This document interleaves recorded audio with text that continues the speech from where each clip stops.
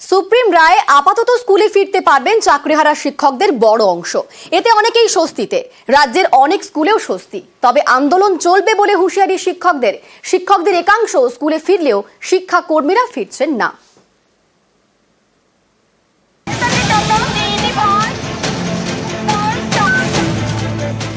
Supreme কোর্টের রায় প্রায় 26,000 চাকরি বাতিল। এদের মধ্যে অনেকেই দাগি হিসেবে চিহ্নিত নন।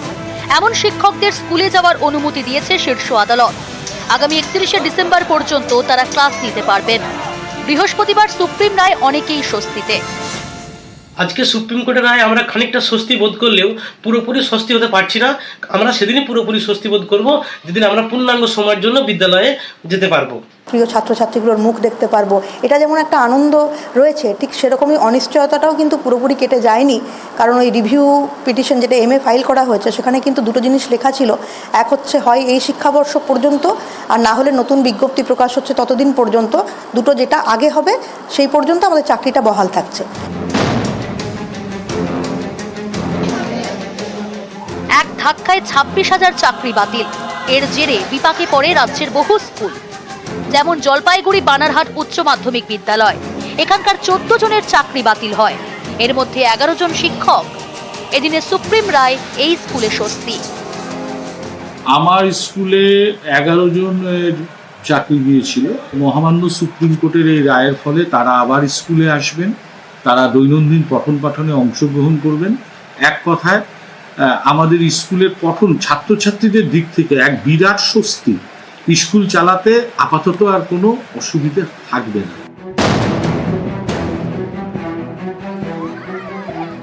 একই ছবি বাঁকুড়ার বিষ্ণুপুরে। 1700 পড়ুয়ার বিষ্ণুপুর হাই স্কুলে 40 জন শিক্ষক ছিলেন। এর মধ্যে 8 জনের চাকরি বাতিল হয়, বেশিরভাগই বিজ্ঞান বিভাগের। এতে ক্লাস নিয়ে তৈরি হয় জটিলতা। আপাতত সেই জট কেটেছে।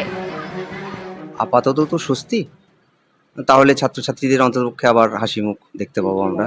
যোগাযোগ হয়নি, যোগাযোগ করব, বা ওরাও যোগাযোগ করবেন, নিশ্চয়ই আসবেন ওরা। সুপ্রিম রায় আপাতত স্বস্তি, তবে আশঙ্কা কাটছে না। স্কুলে ফিরলেও আন্দোলন চলবে বলে হুঁশিয়ারি শিক্ষকদের একাংশের। আমাদের দাবি এক এবং অদ্বিতীয়, যোগ্য অযোগ্য লিস্ট আলাদা করতে হবে। সেই লিস্ট SSC-কে সার্টিফাই করতে হবে এবং সুপ্রিম কোর্টে নিয়ম মেনে রিভিউ করতে হবে এবং বলতে হবে যে প্রসেসটাও ঠিক। এই জন্য আমরা যোগ্য, এই জন্য আমরা পথে নেমেছি। এদিন দক্ষিণ দিনাজপুরের বালুরঘাটে মিছিল করেন চাকরিহারা শিক্ষক শিক্ষাকর্মীরা। এদিনে সুপ্রিম রায় দাগি শিক্ষকরা স্কুলে ফিরতে পারবেন না। পাশাপাশি শিক্ষাকর্মীদের বিষয়ে কোনো নির্দেশ দেয়নি সুপ্রিম কোর্ট। এর জেরে বিপাকে পড়েছে ধূপগুড়ির ঘোষপাড়া জুনিয়র হাই স্কুল। একজন শিক্ষক এবং এক শিক্ষাকর্মী নিয়ে স্কুল চলছিল। মাসখানেক আগে শিক্ষক মারা যান, শিক্ষাকর্মী স্কুল চালাচ্ছিলেন। সুপ্রিম রায় তার চাকরি গিয়েছে, তাই স্কুলে এখন তালা। নিউজ 18 বাংলা।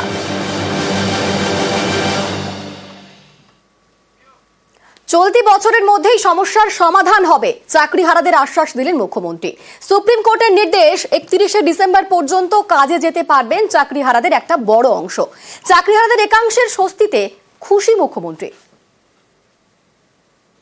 আপাতত স্বস্তি, যেটাদের মাইনের ব্যাপারে আমরা চিন্তা করছিলাম কি করে দেওয়া যায়, কারণ আগের বারে বলা হয়েছিল মাইনে দেওয়া যাবে না, সেই জন্য আমরা বিকল্প পথের সন্ধান করছিলাম। কাজে আমি কথা দিয়েছিলাম, আমি শুধু নই, আমাদের সবাই, যে আমরা দেখব যাতে ওদের কোনো অসুবিধে না হয়। সেটা আজকে আমরা আমাদের আবেদনে সাড়া দিয়ে ডিসেম্বর পর্যন্ত আমরা সময় পেয়ে গেছি। অনেকে বলছেন 2026-এ যাবে, 2026-এ যাওয়ার প্রশ্নই নেই। এই বছরের মধ্যেই সব সমাধান হয়ে যাবে আশা করি। আমি খুশি যে আপাতত একটা সময় আমরা পেয়ে গেছি এবং টিচাররাও মাইনে পাবেন যথাসময়ে। এটা তো একটা স্বস্তির, বড় স্বস্তির খবর। ওএমআর শিট ট্যাম্পারিং অসম্ভব, তাই এবার SSC পরীক্ষার প্রশ্নপত্র বিক্রি করবে তৃণমূল। আগামী বিধানসভা নির্বাচনের আগে পরীক্ষার্থীদের থেকে এভাবেই টাকা তুলবে রাজ্যের শাসক দল। অভিযোগ রাজ্যের বিরোধী দলনেতার। পার্থ চ্যাটার্জির মাসদণ্ডের ঘরের মতো কারো একটা অন্য কারো নামে ঘর খুলবে, প্রশ্ন বিক্রি হবে এবং মিনিমাম 500-700 কোটি টাকা ফেব্রুয়ারি, মার্চ, এপ্রিলে যে বিধানসভার ভোট, তার আগে তৃণমূল কংগ্রেস তুলবে এবং যোগ্যদের একটা বড় অংশ বাতিল হবে। মেধাযুক্ত যারা আশা করছেন চাকরি পাবেন, তারাও পাবেন না। তারা তো প্রশ্ন জানতে পারবেন না, তারা প্রশ্ন কিনতেও পারবেন না। চাকরি হারাদের বড় অংশের আপাতত স্বস্তি। আপাতত কাজে যোগ দিতে পারবেন যোগ্য শিক্ষকরা। 31শে ডিসেম্বর পর্যন্ত ক্লাস নিতে পারবেন দাগি বলে চিহ্নিত না হওয়া শিক্ষকরা। এই সময়ের মধ্যেই নিয়োগ প্রক্রিয়া সম্পন্ন করতে হবে এসএসসি কে, নির্দেশ সুপ্রিম কোর্টের।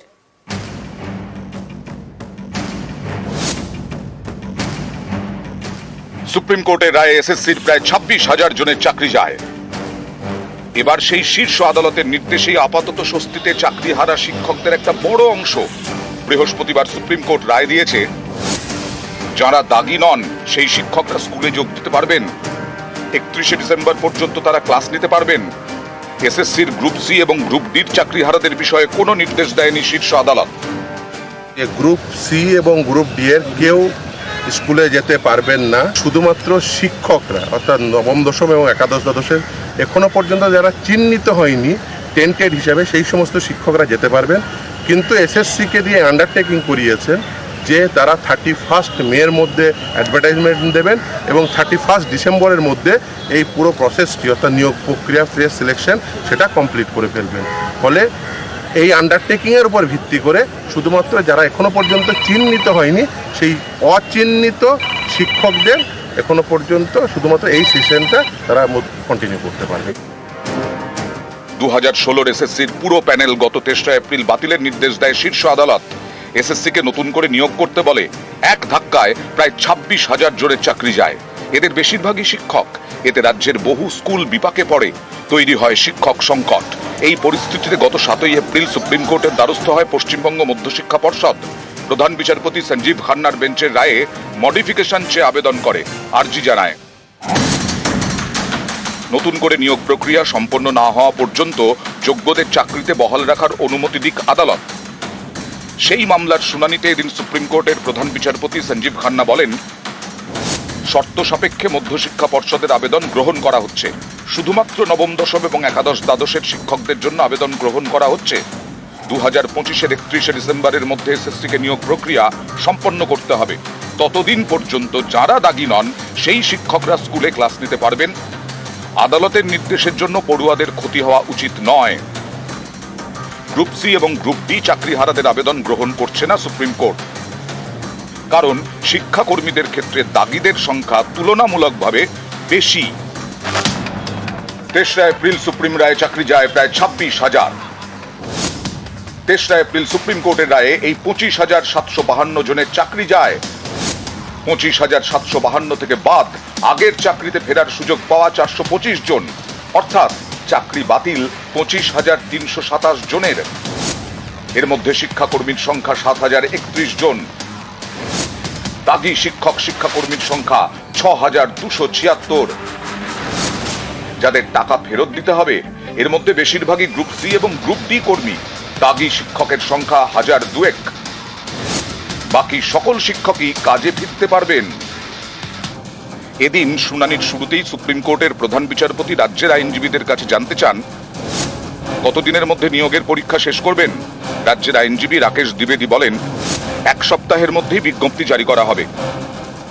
রাজ্যের আরেক আইনজীবী কপিল সিব্বল জানান, এবছরের ডিসেম্বরের মধ্যে নিয়োগ সম্পন্ন করা হবে। এরপর প্রধান বিচারপতি বলেন, 31শে মের মধ্যে নিয়োগের বিজ্ঞপ্তি দিতে হবে। 31শে ডিসেম্বরের মধ্যে নিয়োগ প্রক্রিয়া শেষ করতে হবে। আরেকটি নির্দেশ দিয়েছে যে এই সিলেকশন প্রসেস অতি দ্রুততার সঙ্গে কমপ্লিট করতে হবে এবং সেই রিগার্ডিং একটি হলফনামা 31 মে 2025 এর মধ্যে জমা করবে এবং সেখানে এনশিওর করবে, এই এফিডেভিটে তারা লিখে দেবে যে তারা ওই ডিসেম্বর 2025 এর মধ্যে ওই সিলেকশন প্রসেস কমপ্লিট করবে। কিছুটা হলেও স্বস্তি পাচ্ছেন নবম দশম এবং একাদশ দ্বাদশ শ্রেণীর শিক্ষক শিক্ষিকারা। তারা আপাতত 31শে ডিসেম্বর পর্যন্ত কাজে যোগ দিতে পারবেন। নয়াদিল্লি থেকে মৈত্রী ভট্টাচার্যর রিপোর্ট, নিউজ 18 বাংলা।